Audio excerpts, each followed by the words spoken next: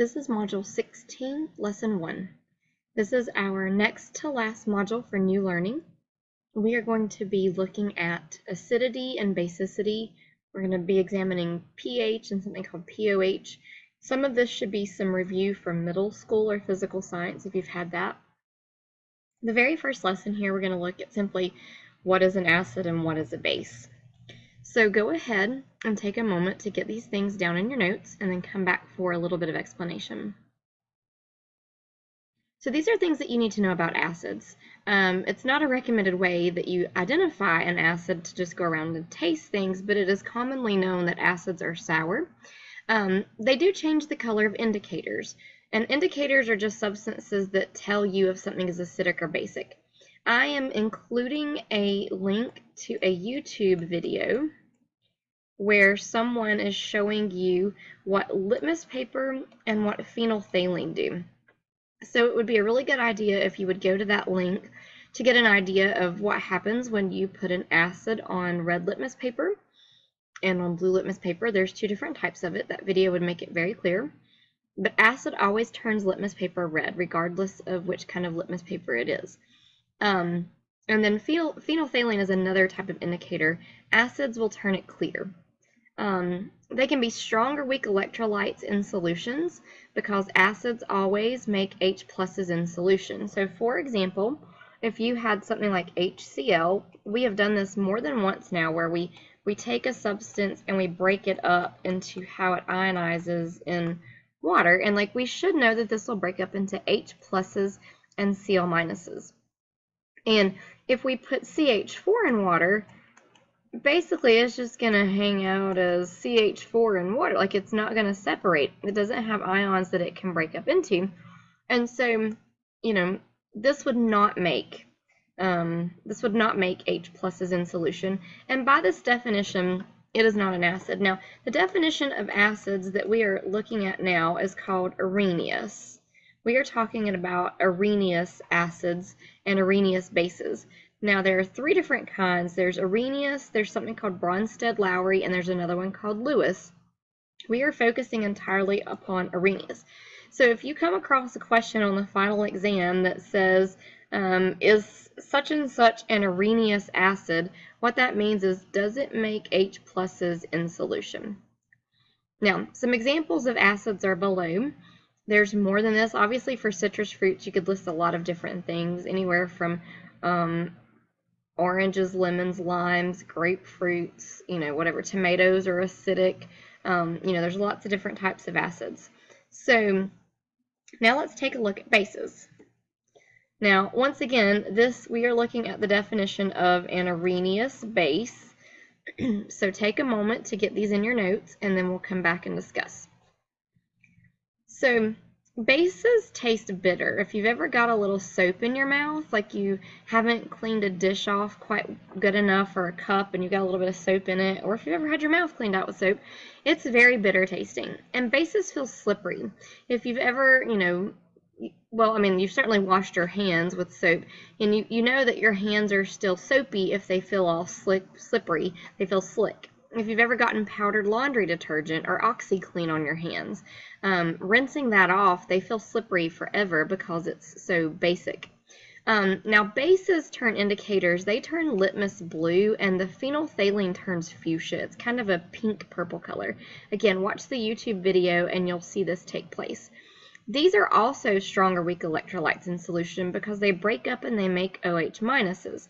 So, for example, if you have, I don't know what I'm trying to write here, like NaOH, it breaks up into Na plus and OH minuses. And if you had something like MgOH2, it would break up into Mg plus 2s and 2 OH minuses. So the definition of an Arrhenius base is something that makes OH minuses in solution. Now, bases for us are commonly cleaning products like soap, ammonia. Ammonia is like what you clean your windows with. It's what's in Windex. It has a distinctive odor. Bleach, drain cleaner, most of your household cleaners like Lysol, Mr. Clean, Pine Sol, whatever, baking soda. So you do need to know some common examples of bases. Now, moving on. Here's some kind of weird things. This is the Arrhenius word again. Again, it's the most common definition, so if you see that, don't worry about it. Here's a couple of other words: monoprotic, diprotic, and triprotic. Okay, the protic is referring to this. A hydrogen ion is the same thing as a proton.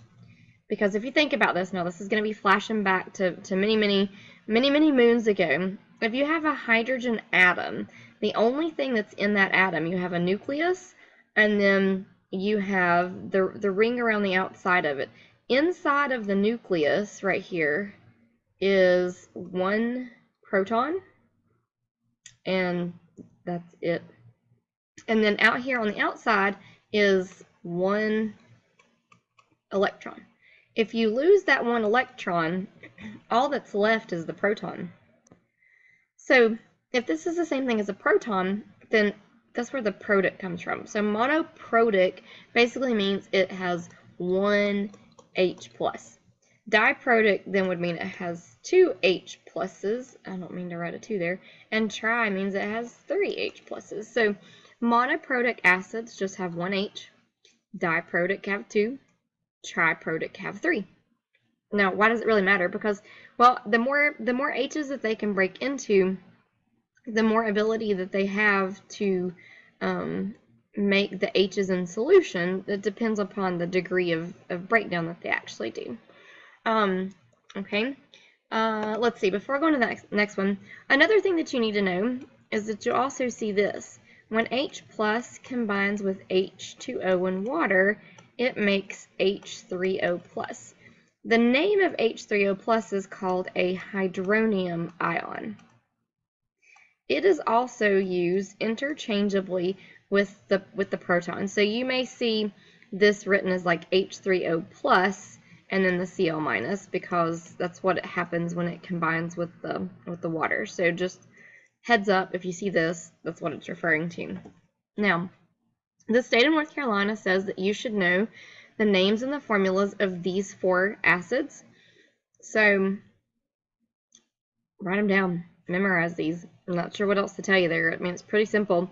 This is called hydrochloric acid, sulfuric acid, nitric acid, and this is acetic acid. You could see their common names over here to the side if they have them. This one right here that has 2 different ways of being written. It can be written either way. It's all about how you did the acetate polyatomic ion that's on there. So both the same, you need to know both of them. As far as bases go, there are some common bases, but you're not given a list of those simply because all of the bases are just simply named based upon our ionic naming rules. So like if we have LiOH, way back when we did this in module, I think it was 6 and 8, you would just simply name this lithium hydroxide, and it's no different today.